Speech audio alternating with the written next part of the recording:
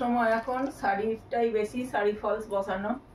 এখন এই শাড়ি ফলস আর ব্লাউজ তৈরিটাই বেশি হচ্ছে কাজ।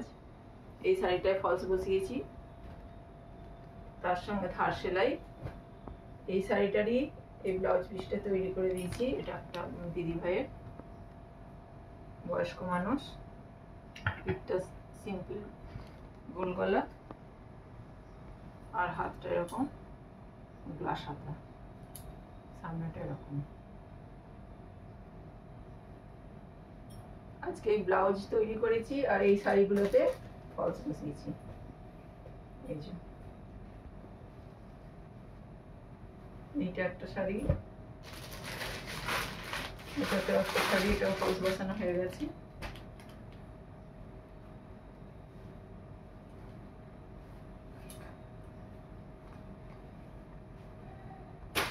আর এই একটা, আজকে সারাদিনে এগুলোই করতে পেরেছি।